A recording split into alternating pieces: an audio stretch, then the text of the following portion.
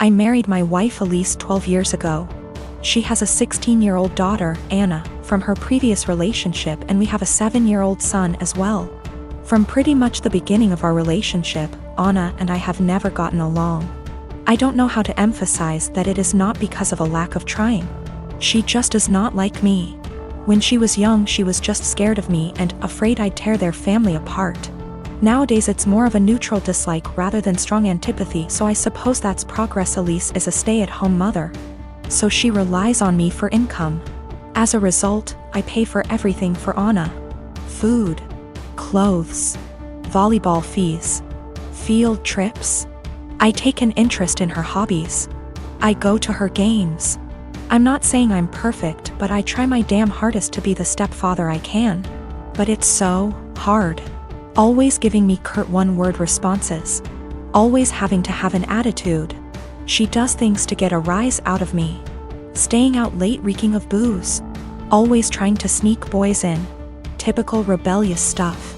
But I always let her know I love her and I'm there for her in hopes of her shithead teenager phase passes. The opposite is true for her biological father. She adores him. Can't tell you why. He never goes to her games, always makes excuses for why he doesn't want to see her. He forgot her birthday last month and she cried herself to sleep. Well, anyways, Friday, I came to her room to check her phone and read her messages, not a permanent thing. But she's been caught sneaking out twice in the last month, so this is her punishment. I ask for the phone, she says, "No, I'm tired of you checking my shit, leave me alone." I tell her I'm not asking again and she goes, "Just off already. You're not my real dad. You never have been. Stop acting like you can tell me what to do," before getting up and slamming the door. Like I said, guys, I'm tired. Tired of the blatant disrespect. Of being the verbal punching bag while still providing more for her than anyone else in her family. We haven't really talked since until this morning during breakfast. She asked if I could pay for her plane tickets so she could see her boyfriend cross-state. Like I said, her mom doesn't work and her dad is a POS, so I normally would be the one to cough up the money. Not this time. I responded, "Go ask your real dad." I could tell she was hurt. Tears swelled up from her face and she excused herself from the table. My wife took me aside later and said my comment was extremely disrespectful. I said if anything's disrespectful, it's her treating me like a doormat and a credit card. And I will no longer tolerate this treatment in my house. I told her we don't have to be friends. But if she can't at least be cordial to me or respect my position as an authority figure, she can find someone else to pay for her non-essentials. My name is Mary, and I'm expecting my first baby with my husband. This is the first grandchild in the family, in-laws, and they said that if the baby's a boy then we'll give him my father-in-law's name. He's dead due to cancer. I had no problem with that. This happened before we found out the gender of the baby. My husband and his family had me do things like attend prayers and do other rituals before the reveal at the doctor's. I didn't like that but went with it to keep the peace. DR appointment came, and it turned out to be a girl. My husband cried in the car, then turned his phone off to hide from his family, then finally told them. His mom and the others made their frustration and disappointment clear, which bothered me cause my daughter deserves to be celebrated, but they ghosted me for days, then started coming over and visiting, constantly referring to my daughter as my son, claiming the results were false and basically pretending it's a boy. I had severe fights with them after they refused to stop it. And my husband sided with them despite seeing how wrong and unreasonable what they were doing was. We didn't speak for a while. Sister-in-law called to apologize, then informed me she arranged for a baby shower for me. I was so excited and happy. But when I arrived I saw blue balloons, blue cake with father-in-law's name / decorations around. I was so confused I had to sit down. Sister-in-law explained they were still hoping the gender results are false and it's a boy. I looked at my husband and he agreed with her. I lost my temper and yelled at them all, calling them delusionals and telling them to stop treating my daughter like she's unwanted and act like she doesn't exist by throwing a party for their imaginary grandson. Mother-in-law break down crying. I took my bag and walked out immediately. They started yelling and my husband followed me outside and started arguing about how I insulted his family and his dad's memory by acting like that. I told him to wake up and see the insanity in his family's behavior. He said they needed time to process the fact that it's a girl not a boy as they expected and insisted I play along and they'll soon get over it. I said absolutely not and demanded he take me home. He said no, so I called an Uber and left. He was fuming. He called 15 times, then texted that he won't be coming home till I get my ass over and apologize for ruining everything and accusing them of being mentally unstable. I haven't responded yet. He's constantly pressuring me to get right with his family before we even talk about anything else. I'm a student. I have a student bank account where my college gives me money for transport when we had physical classes or scholarship. These kind of bank accounts have no fees, but are age restricted, can't have one if you're over 25, and need an overseer. When I asked the bank about it, they told me it's just a security thing, so I chosen mom because she's more tech savvy than dad. Well, through some incredible luck I managed to get only top grades last year, so I was awarded a study scholarship. Great! I've been saving it up, looking forward to Worldwide Black Friday, eyeing an amazing drawing tablet. I do digital art on very old intros. The tablet I was eyeing is as big as my monitor. Is a display one and all around amazing. Black Friday rolls in, and Amazon, closest to me, has it in stock at an amazing price. A price I could afford. I was so damn happy, I ordered it. Then I got a notice that the bank refused the card. I emailed Amazon, their customer service is so fast, and we went over the card details and such, making sure it was all right. It was, and they advised me to call my bank. It was odd, I had bought things online in the past with this card and it went through.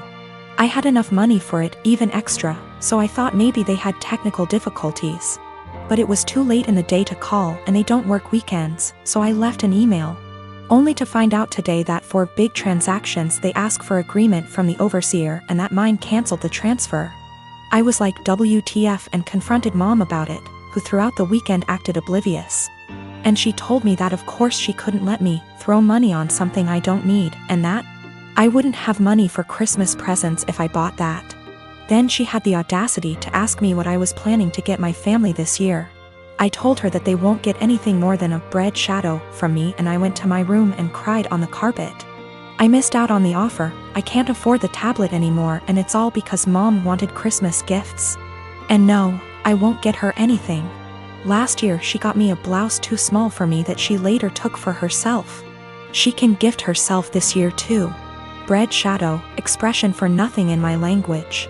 I'm going to make dad the overseer and also open an account at another bank, a normal one, and transfer the money in small amounts to that one so I don't bother dad with it. Also considering asking him just to be for form and the app to be on my phone so I'll be my own overseer. I am an adult in my country. I'm 20, going to be 21 in April. The law asks my parents to support me until I finish my studies, or at least until I'm 26. But I plan on moving out sooner. I'll do gift my sister and dad. They have nothing to do with the incident and I love them lots. I love mom too, but can't put up with her attitude any longer. Regarding what I'll give her, not sure yet. She didn't react like that because she got me the tablet already. It's not her character to get me something she can't use. Regarding the gift dad's planning on, and which she'll claim is from both of them, dad is going to build a bigger enclosure for my lizard. I may wrap my lizard's old branches nice and gift those to mom, as per Christmas traditions regarding naughty kids. And she doesn't like my scaly boy at all, so double points I goose. People saying that a drawing tablet is useless.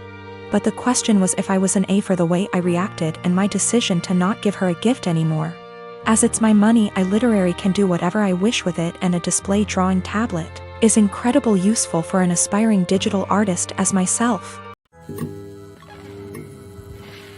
For the past 5 years, I've volunteered for a mental health hotline. I'm deeply passionate about the hotline's work, and I've devoted huge amounts of time and energy to answering calls, training new volunteers, and fundraising.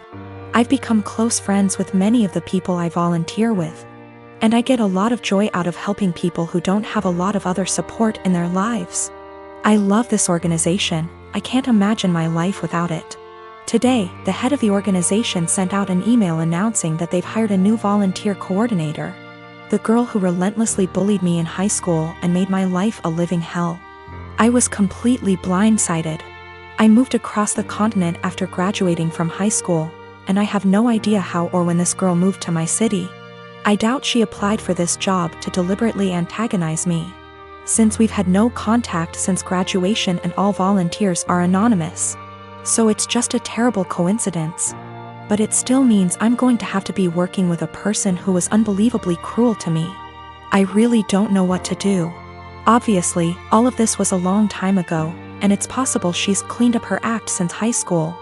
But I still hate the idea of even being in the same room as this girl.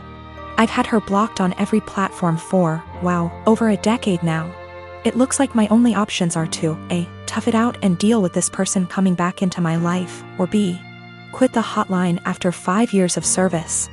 I went for my regularly scheduled afternoon shift at the hotline, and the girl just happened to be there for some kind of orientation. I wasn't expecting her to be there, so I initially just kept my head down and ignored her. A little while into the shift, she came over to introduce herself, and genuinely didn't seem to recognize me. I've cut my hair and gotten glasses since high school, so that could have been it. It was a very brief interaction, and I didn't say anything to her in return, just nodded and smiled. After she left, I asked my shift supervisor if I could speak with her privately. I followed some of the advice here, just letting her know that I have a history with this person and I'm not comfortable working with her directly. The shift supervisor was very understanding and said that she could arrange for me to only serve shifts when the girl isn't supervising. She also offered to let me schedule my shifts through her instead of through the girl, which I appreciated. Unfortunately, it seems like there will be an unavoidable level of casual interaction, given that the girl is working in the facility on a full-time, 9-to-5 basis.